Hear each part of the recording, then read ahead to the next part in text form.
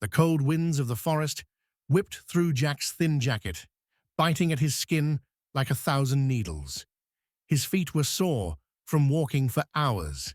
His stomach, hollow and aching, let out a loud growl, echoing through the trees. He hadn't had a proper meal in days, and the last scrap of food he had was gone now, just like his hope. The forest, with its towering trees and shadows, felt suffocating in its stillness. He glanced up at the darkening sky. The sun had long disappeared behind the mountains, leaving only the moon to cast pale light through the branches. Everything felt quiet, too quiet.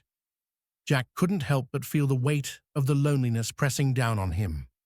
He was alone, lost not only in the woods, but in life itself. A few months ago, Jack had a family, a job, a home. But everything had crumbled. A series of bad decisions and unfortunate events had left him with nothing. His wife had left him, and he couldn't keep up with the bills.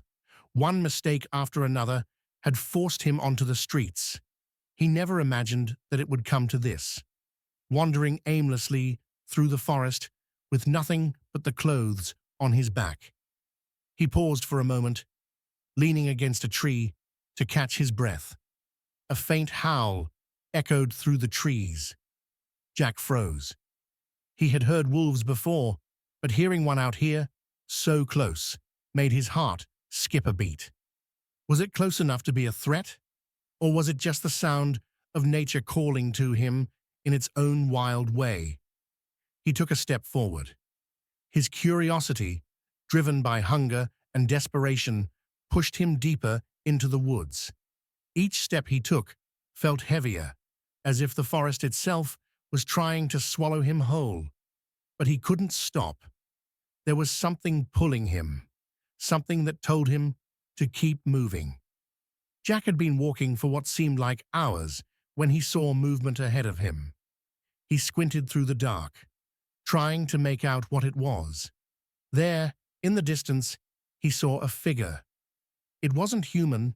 It was larger than a dog, with fur that shimmered silver under the moonlight. His heart raced as he realized it was a wolf. Jack had heard stories of wolves, seen them in documentaries, but he had never seen one in the wild before. He wasn't sure if it would attack him or simply run away, but he didn't want to find out. For a moment, he considered turning back. But the wolf didn't move. It stood there, in the moonlight, staring at him with eyes that seemed to pierce into his very soul. A chill ran down his spine, but it wasn't fear. It was something else. A strange connection, as if the wolf could see the pain and loneliness in his heart. Slowly, cautiously, Jack took a few steps closer. The wolf didn't back away. Instead, she stepped forward, her body low to the ground. Jack held his breath. He didn't know what to expect, but there was something about her, something that felt different.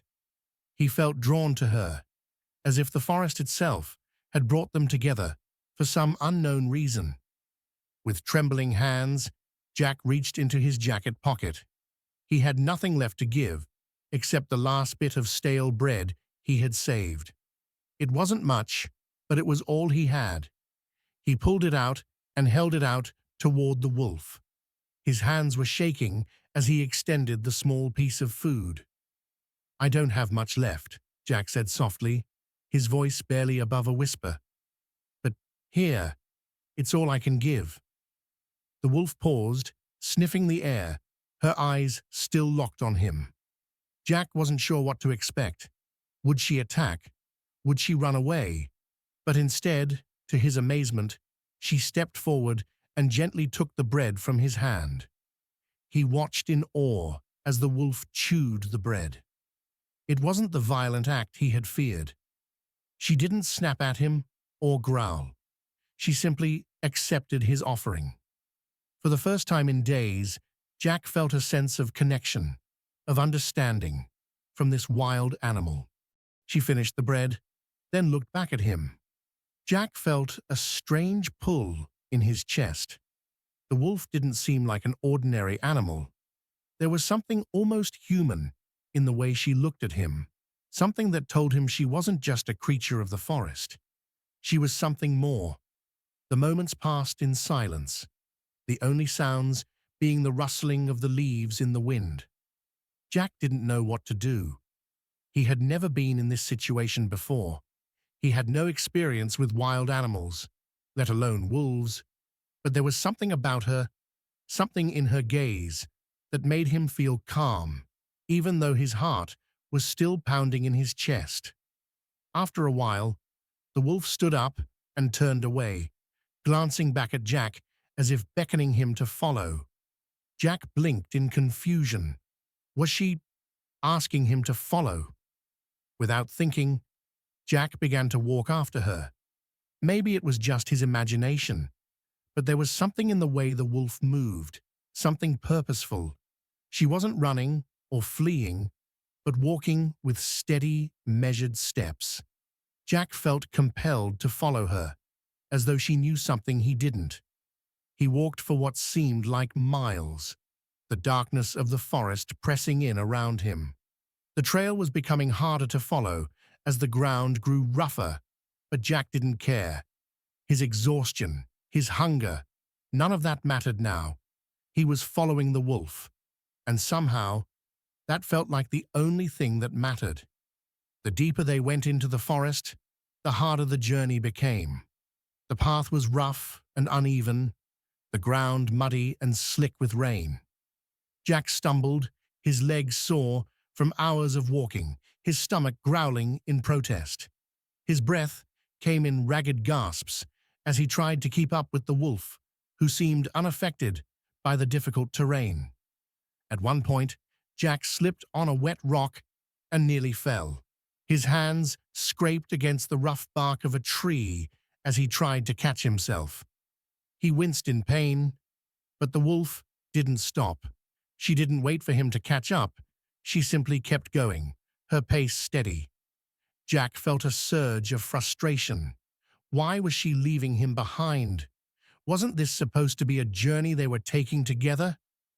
But then, as if sensing his thoughts, the wolf slowed her pace and looked back at him. Her golden eyes met his, and in that moment, Jack realized something. She wasn't leaving him behind. She was waiting for him. She was showing him the way. He took a deep breath, wiped the sweat from his forehead, and pushed himself forward. This was a test of his will, his strength. If he wanted to survive, if he wanted to find something better, he had to keep going. For the first time in a long time, Jack felt a sense of purpose. Hours passed, and the forest seemed to grow darker, the trees closing in around them. Jack was exhausted, his body aching, his mind beginning to fog with fatigue. Just when he thought he couldn't go any farther, the wolf stopped. Jack's heart skipped a beat. Was this it? Had she led him to the end of the road? He couldn't see anything, but the wolf's stillness told him that something was near. And then he saw it. A small old cabin, nestled in a clearing, hidden from the world by the thick trees. It was a humble structure, made of wood and stone, with ivy growing up the sides and moss covering the roof. It looked abandoned, yet there was a warmth to it, a sense of safety. The wolf approached the door and nudged it open with her nose. She turned to look at Jack, her golden eyes filled with something that looked like encouragement. Jack didn't hesitate. His legs were weak, but he forced himself to move forward. He walked up to the door of the cabin and stepped inside. Inside, the cabin was surprisingly well kept. There were shelves stocked with canned goods, blankets piled neatly in the corner, and a small fireplace with wood stacked beside it. It wasn't a palace, but it was everything Jack needed. He sank down onto a chair by the fire, the warmth seeping into his bones. For the first time in what felt like forever, he felt safe. He felt home. The wolf sat quietly by the fire, curling up in front of it, her eyes never leaving him. Jack closed his eyes, letting the heat of the fire melt away the cold of the night. Tears welled up in his eyes. He had been so close to giving up, so close to losing hope. But somehow, this wolf, this incredible creature, had shown him the way.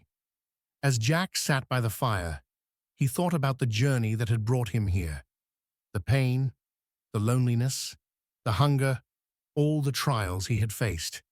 But none of that seemed important anymore. The wolf had led him here, and in doing so, she had given him more than just food or shelter. She had given him a second chance. He looked down at her, his heart swelling with gratitude. "Thank you," he whispered, though he wasn't sure she could understand him. But somehow, he felt that she did. If you believe in the power of unexpected kindness, in the magic of animals, and in the hope that there's always a chance for a new beginning, share Jack's story. Sometimes, the best things come when you least expect them. Never give up, because you never know where the path may lead.